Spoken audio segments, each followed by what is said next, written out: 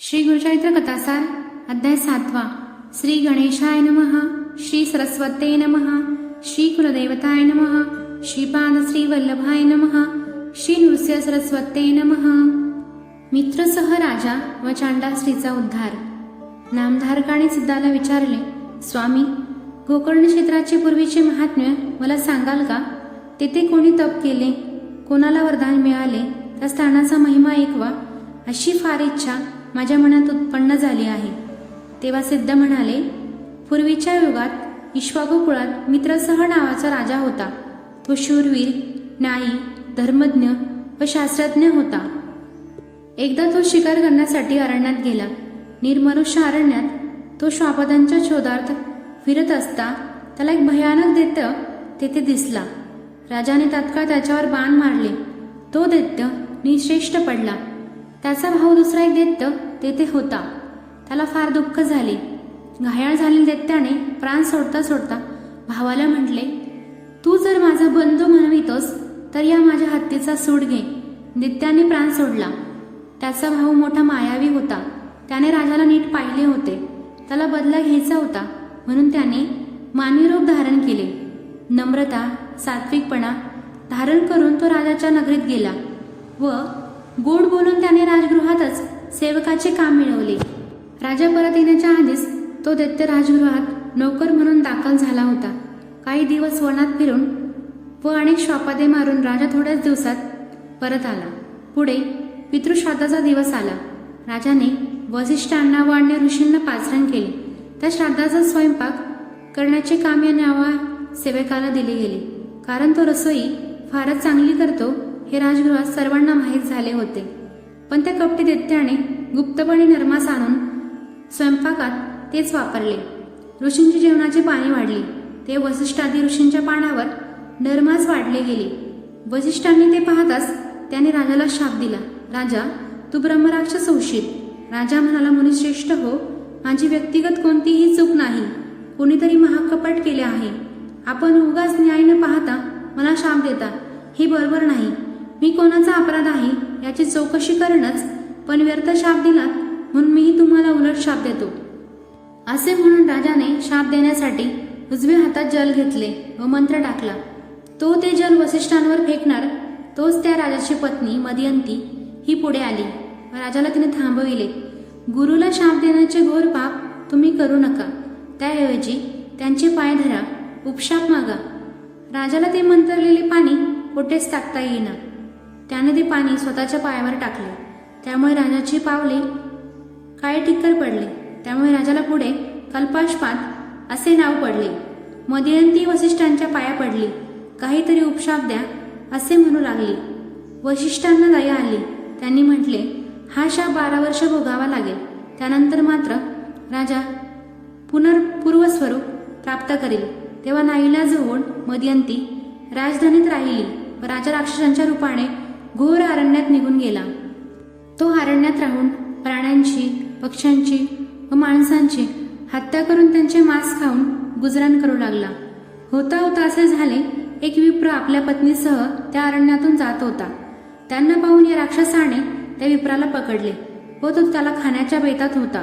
त्या विप्राची पत्नी काकुळतेने त्यांची प्रार्थना करू लागली, माझ्या पतीला सोड, मला वेदवेदशा आणू नको। त्यांना सोडलेस जगाचे कल्याण केल्याचे पुण्य तुला लाभेल। हे वेदज्ञ आहेत, यांचा वध करणे अगदीच पापप्रद आहेत, कृपा कर, असे ती मोठ्या आर्तपणे विनवित होती। पण त्याने तिचे काहीही न ऐकता विप्राला मारून भक्षण करण्यास सुरुवात केली। ते पाहून विप्राच्या पत्नीला अनावर शोक झाला, संताप झाला। तिने त्याला शाप दिला, राक्षसा, मी विनवणी करूनही हे दुष्कर्म केलेस। अरे, तू सूर्यवंशीचा राजा आहेस, शापामुळे राक्षस झाला आहेस। मला माहीत आहे 12 वर्ष पूर्ण झाली तू राजाचे स्वरूप प्राप्त करशील व राजधानीत जाशील। पण लक्षात ठेव, तू तुझ्या पत्नीशी समागम करण्यासाठी गेलास की लगेच मरून पडशील। असा शाप देऊन तिने रडत रडत पतीच्या शवापैकी ज्या अस्थी वगैरे राहिले होते ते जमा करून लाकडे जमवून अग्नी प्रदीप्त केला व त्या पत्नीच्या चिंतेत स्वतःही प्रवेश करून देहदहन केले। पुढे 12 वर्ष संपली। राजा पूर्व स्वरूपाने घरी आला. मदयंतीला भेटून त्याला आनंद झाला, पण त्याला शापाची आठवण होती. मदयंतीला त्याने म्हटले, आता यापुढे मी तुझ्याशी समागम करता येणार नाही. मी मृत्यू पावेन आणि संतान प्राप्ती तर आता शक्यच नाहीत. मदयंतीला फारच वाईट वाटले. त्या दोघांनी शास्त्री पंडितांना शापोत्तराचा उपाय विचारला.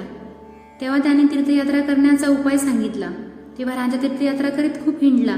दाणे, अन्नसंतर्पणे, पुनच्छरणे ठिकठिकाणी करू लागला, पण ब्रह्महत्येचे पापक्षालन होईना. जाता जाता राजा मिथिला नगरीस गेला. नगराबाहेर गौतम ऋषी अनेक ऋषी समेत एका मोठ्या वृक्षाखाली बसलेले होते. राजाने त्यांना ओळखले. तो त्यांना शरण गेला. पायी नम्र झाला, मनात हर्ष झाला, नयनी अश्रू दाटले. गौतमांनी त्याला आश्वासन दिले, विचारपूस केली, वृत्तांत विचारला. राज्य कोठे आहे? एकटा कोठे हिंडतोस? कसली चिंता आहे? काय संकट आहे? सांग बरे मला, म्हणून चौकशी केली. राजाने मन भरून आले. त्याने शापाचा इतिहास सांगितला, सतीचा शाप सांगितला. एवढा तीर्थयात्रा केला, पण काही उपयोग झाला नाही. काय करू? मला उपाय सांगा, असे काळकोळत्याने म्हणाला.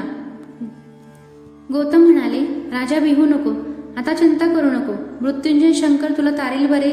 तू गोकर्ण क्षेत्राला जा, तिथे शंकराचा निवास आहे. कैलास मंदार पर्वत, काशी या ठिकाणी जसे ते आहे तसेच तेथे आहे.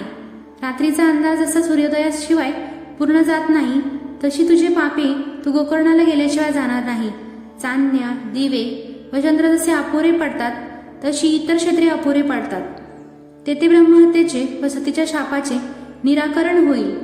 इंद्र, विष्णू, ब्रह्मदेव हे सुद्धा आपले पद शुद्ध राहावे म्हणून तेथे जाऊन तप करतात. त्या गोकर्ण क्षेत्राचा महिमा काय सांगू? सर्व देव त्यांच्या आश्रयाला येऊन राहिले आहेत. ब्रह्मदेव, विष्णू, इंद्र, विश्वदेव, मरुद्गण, सूर्य, चंद्र, वसु हे देव गोकर्ण क्षेत्राच्या पूर्वद्वारी निवास करतात.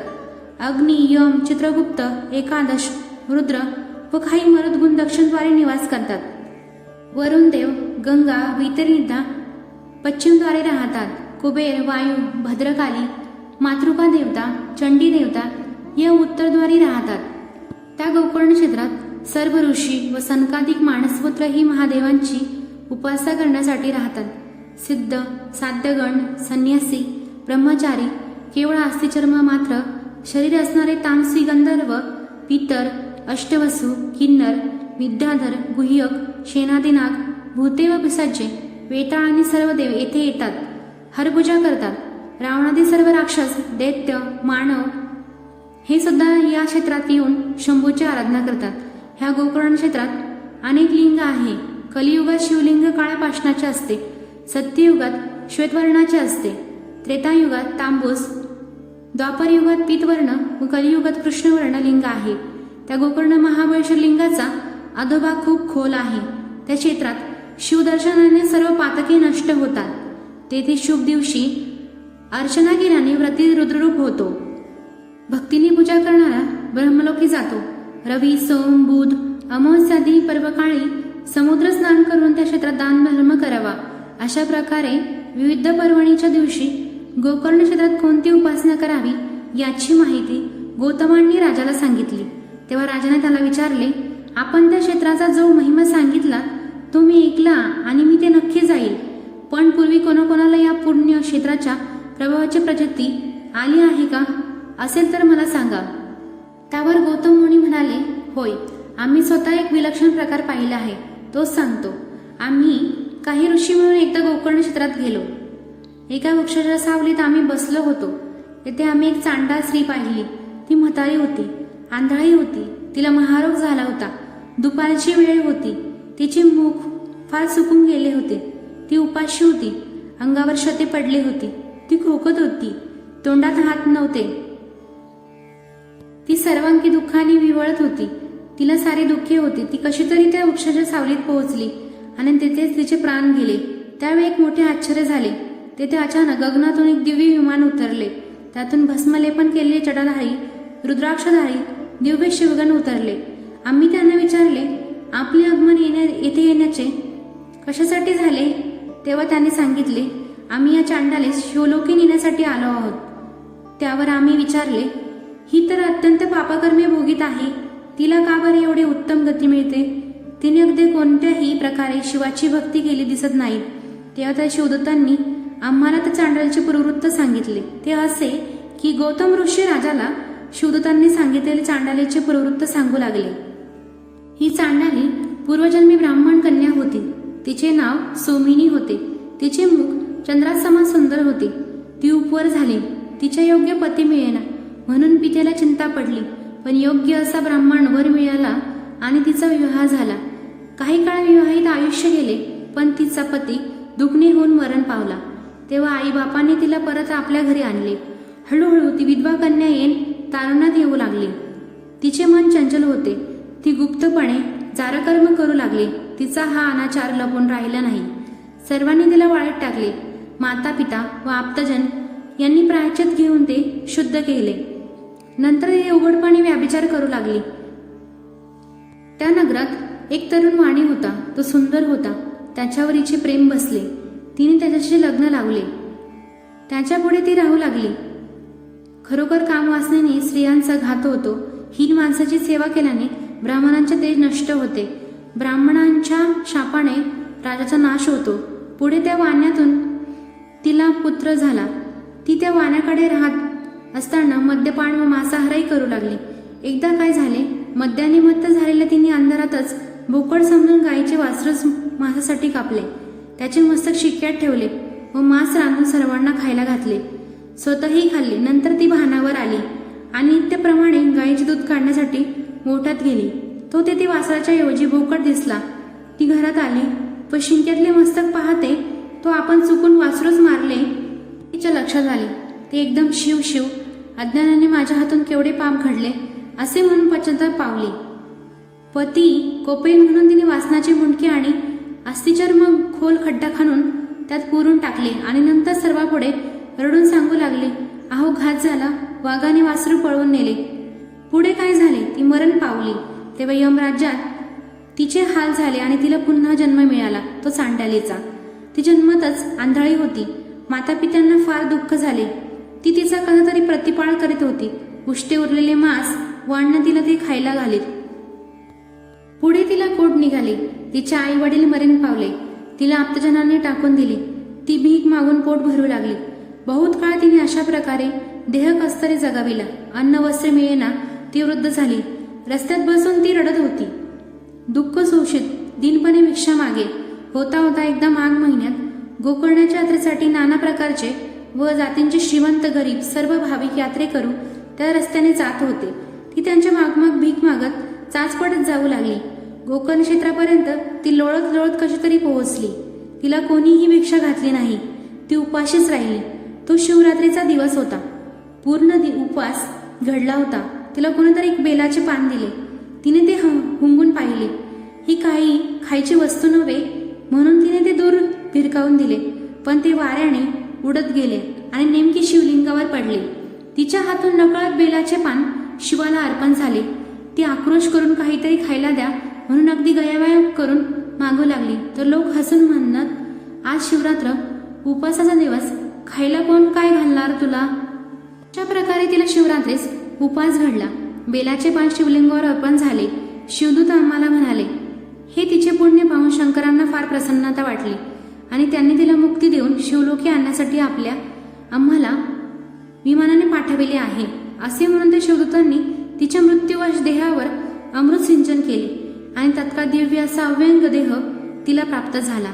तिला घेऊन शिवदूत विमानात बसून गगनमार्गी शिवलोकी गेले.